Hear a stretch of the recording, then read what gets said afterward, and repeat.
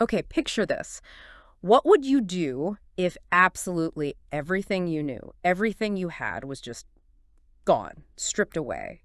How would you even find a reason, the will to keep going? It's a terrifying thought, isn't it? It really is. Yeah. And that's exactly what we're diving into today with Viktor Frankl's incredible book, Man's Search for Meaning. This isn't just a story, it's this deep exploration born from, well, the most extreme conditions you can possibly imagine. Right. Frankl was a psychiatrist, and he was also a Holocaust survivor.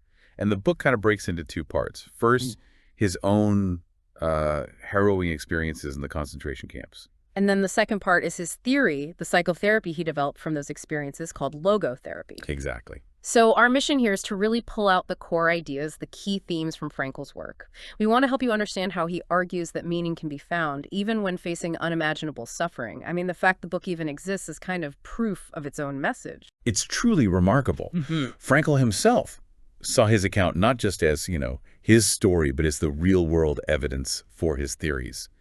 He wanted to show that life has potential meaning, always, under any conditions, no matter how utterly miserable. That's a raw foundation for a psychological theory. Absolutely raw. He wasn't just an observer. He was right there in it. And the way he describes it, it's often not about the huge headline-grabbing atrocities, but more the multitude of small torments, as he put it, the day-to-day psychological grind on the average prisoner. And he makes a point of identifying himself not as Dr. Frankl, but as number 119,104, that complete stripping away of identity. It started right at the beginning. It did. He talks about the journey itself. Yeah. 1,500 people crammed into train cars, like 80 people per coach, for days. They thought they were headed for forced labor, maybe? Yeah. And then someone saw the sign, Auschwitz. Chilling. Just the name. Instant dread. But then, weirdly, this fleeting hope flickered. Yeah, the delusion of reprieve, he called it. They saw prisoners unloading the train who looked, well, surprisingly okay. Well-fed, almost cheerful. It gave this bizarre, false sense of optimism for a second. Like clutching at straws, right? He said his own optimism grabbed onto the idea that maybe things wouldn't be so bad. But that illusion shattered fast. Then came the finger game. This SS officer, just casually pointing left or right, 90% of the people on that transport were sent one way, likely to their deaths, immediately. Frankl himself was terrified about losing his manuscript, the work he'd smuggled in. He heard someone whisper the code. Right meant work, left meant sickness and death. He only realized later what the chimneys really meant. It's this absolute removal of control, of agency, a key starting point for understanding how you find meaning when you have nothing else left. And then they lost everything else. Possessions, just tossed aside. Frankl tried desperately to save that manuscript, his life's work, and this older prisoner just looks at him and yells, "Shit." Frankl said that was the culminating point, the complete break from his old life. Then, shorn bald, stripped naked, nothing left but, as he puts it, their naked existence. Which brings us to the next phase, he observed, this sort of apathy, an emotional numbing. Yeah, an emotional death. But what's amazing is how the body held up in some ways.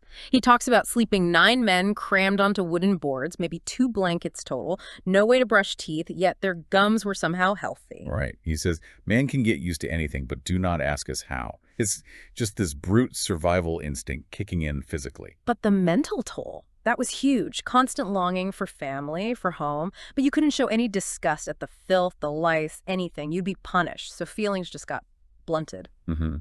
He describes seeing horrific things, a boy's frostbitten toes being picked off, bodies being stripped of shoes right after death, and feeling nothing. Unmoved. It was self-protection, a necessary shield. Yeah, a way to survive mentally when the reality is just too overwhelming. It shows how far the mind will go to protect itself, even shutting down empathy. And the most basic instincts surged forward. Primarily, food. Constant obsession. Dreaming of bread, cake, warm baths. Talking endlessly about recipes. Planning meals they might have one day. While surviving on almost nothing. What was it, like 10 ounces of bread and maybe less than 2 pints of watery soup a day? Yeah, incredibly meager. They became, in his words, skeletons disguised with skin and rags. He mentions the term Muslim, that was the camp slang for someone who looked emaciated, hopeless, who had given up. Often the sign was seeing them smoke their last cigarette, trading it for nothing because they'd lost all hope of surviving. Just devastating. But even in that absolute pit, he describes these flickers of inner life, moments of resistance almost. Right, like his thoughts of his wife during those brutal forced marches. He didn't even know she was still alive. But contemplating her image, her love, It gave him profound strength. He writes, "Love is the ultimate and the highest goal. It goes beyond the physical. Love is as strong as death." It suggests love isn't just emotion, it's almost a spiritual force, a connection that death can't touch. Exactly. And he also found refuge in moments of beauty. Catching a glimpse of the Salzburg Mountains or a sunset over the Bavarian woods where they were forced to work. He recalls one evening a prisoner urged them all to look at the sunset and someone whispered, "How beautiful the world could be." Wow. And there were these improvised cabaret nights. Someone might sing an Italian aria hoping for an extra bit of soup. Little moments of art, of shared humanity. They offered escape, even just for minutes.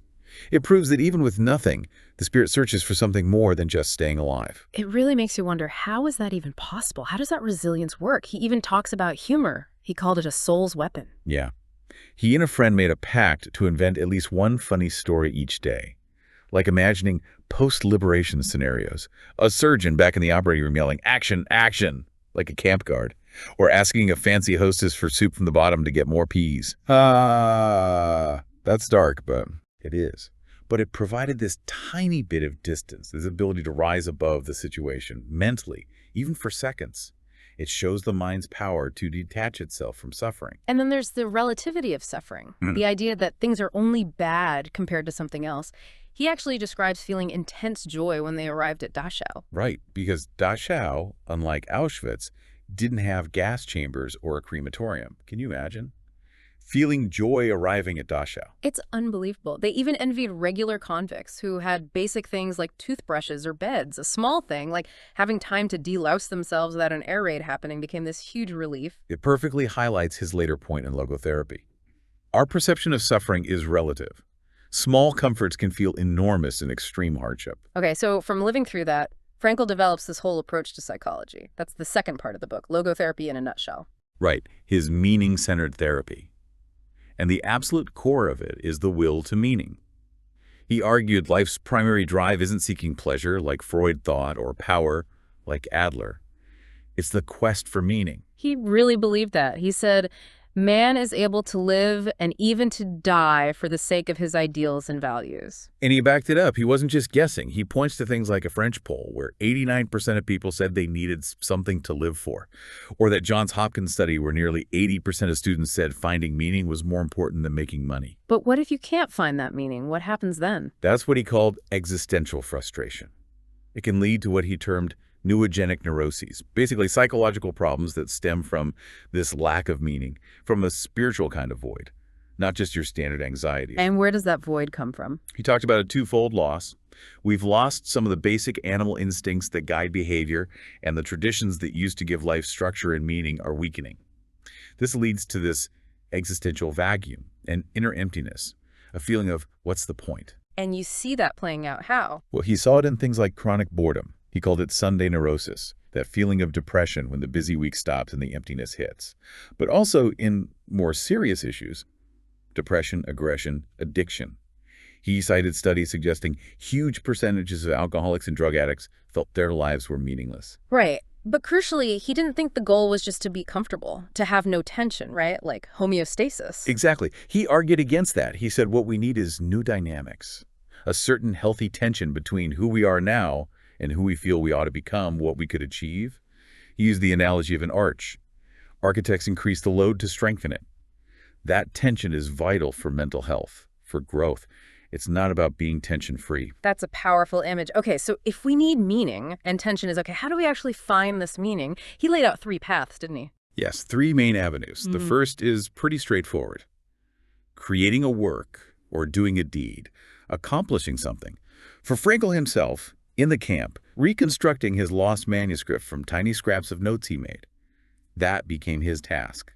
It gave him a reason to survive, something pulling him forward. Makes sense. What's the second? The second is experiencing something or encountering someone. This could be appreciating beauty in nature or art, like those moments we talked about, or even more profoundly, connecting with another person, really seeing their unique essence, loving them.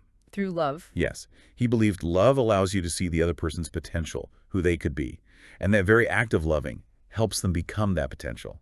So love becomes this engine for growth for yourself and the other person. And the third avenue, this one feels like the toughest. It's about our attitude towards suffering. Right. specifically unavoidable suffering. Frankl's very clear. Suffering itself has no meaning. It's pointless.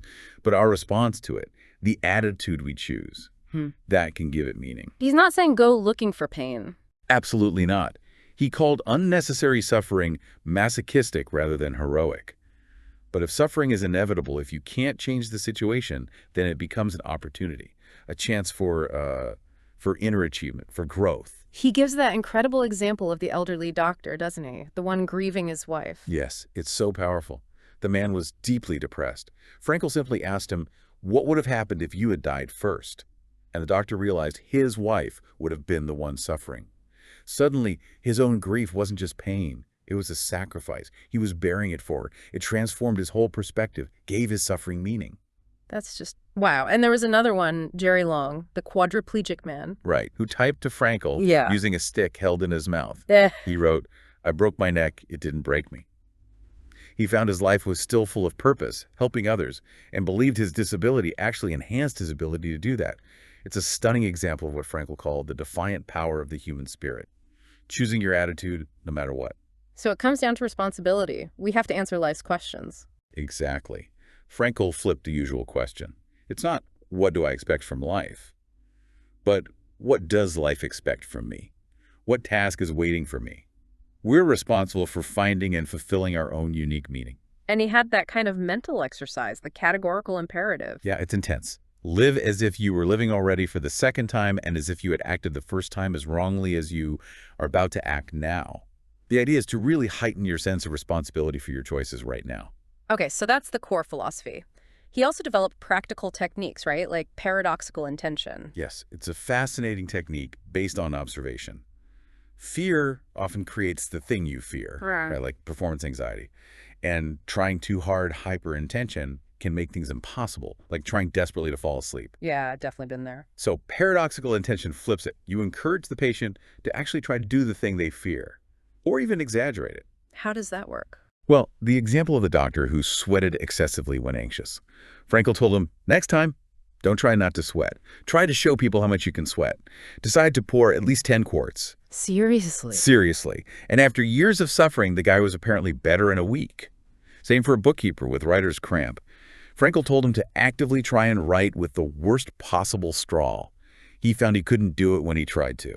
So it breaks the cycle. Exactly. It uses our uniquely human capacity for self-detachment, often with humor. If you can laugh at your symptom or intentionally try to produce it, you create distance. You're not helplessly caught by it anymore. Frankl said, the neurotic who learns to laugh at himself may be on the way to self-management, perhaps to cure. That's really counterintuitive, but makes a strange kind of sense. Now, Frankl also pushed back hard against the idea that we're just puppets of our circumstances, didn't he? Oh, absolutely. He hated pandeterminism, the idea that we're nothing but the result of our biology, psychology, or social conditions. He insisted man is not fully conditioned and determined, but rather determines himself whether he gives in to conditions or stands up to them. And his own experience was the ultimate proof. His and countless others he witnessed. He said, as a survivor of 4 camps, he saw the unexpected extent to which man is capable of defying and braving even the worst conditions conceivable. He tells that story about Dr. J, right? A man accused of terrible things, a mass murderer, who then, in a Soviet prison, became this incredibly moral, supportive comrade. Yeah, it's a stark example that people can change, that past behavior doesn't rigidly define the future. Frankl believed man is capable of changing the world for the better if possible, and of changing himself for the better if necessary. That capacity for change, for choice, is always there. Which leads perfectly to his famous suggestion about needing another statue. Right, the Statue of Responsibility on the West Coast to complement the Statue of Liberty on the East Coast. So what does this all mean? It means freedom isn't the whole story. Exactly. Freedom is only half the truth. It needs responsibility to be complete, to be meaningful. They're two sides of the same human coin. Okay, let's shift to after the camps were liberated. It wasn't just instant relief and joy, was it? No, not at all. Yeah. He describes this strange initial phase of depersonalization. They couldn't grasp it. Freedom felt unreal. He saw beautiful meadows full of flowers and felt nothing. It took time to even relearn how to feel pleasure. The body reacted first, though. Oh, yeah. The body knew what it needed. He said they were just eating ravenously. But psychologically, there was a real danger. He compares it to a diver getting the bends.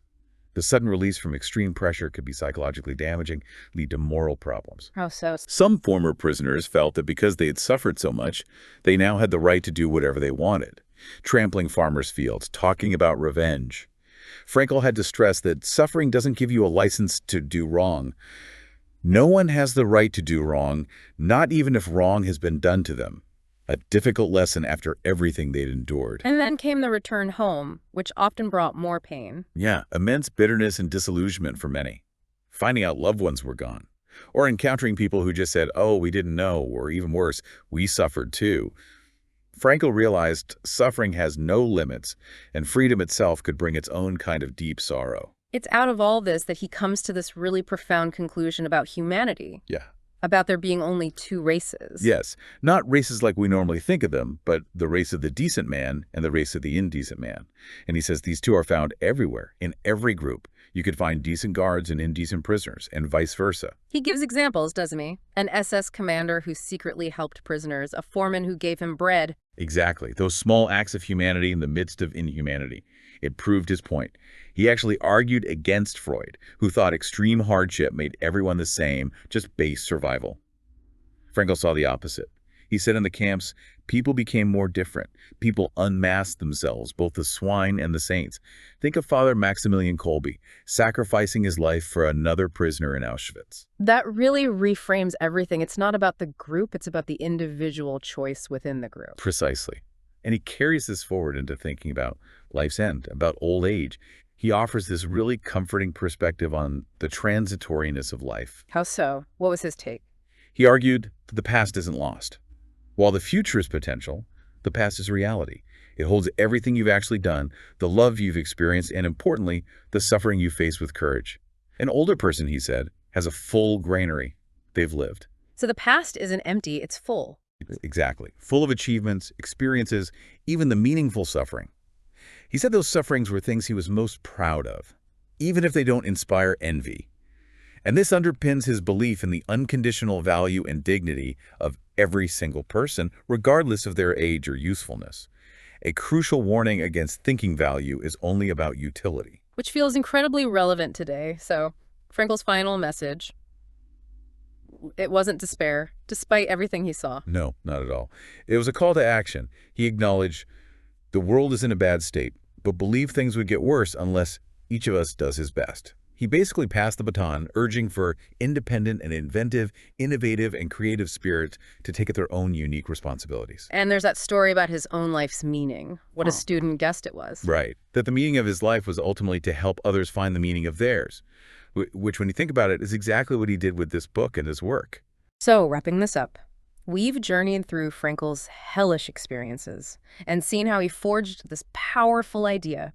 Meaning isn't just handed to us. We have to find it. We choose it, often through our response to the unavoidable hardships life throws our way. And this deep dive, it's not just looking back at history, it's really practical. It challenges you, listening right now, to look at your own life, your own struggles, big or small, and ask that question, what is life asking of me right now? Frankl left us with that stark duality, didn't he? Since Auschwitz, we know what man is capable of, utter evil. And since Hiroshima, we know what is at stake, annihilation. A heavy thought. But he immediately followed it. Man is that being who invented the gas chambers of Auschwitz. However, he is also that being who entered those gas chambers upright, with the Lord's Prayer or the Shema Yisrael on his lips. The capacity for both extremes resides within us. So the final thought for you is really Frankl's challenge. In your own life, facing your own difficulties, how will you choose to respond? How will you answer the question life is asking you? What meaning will you create?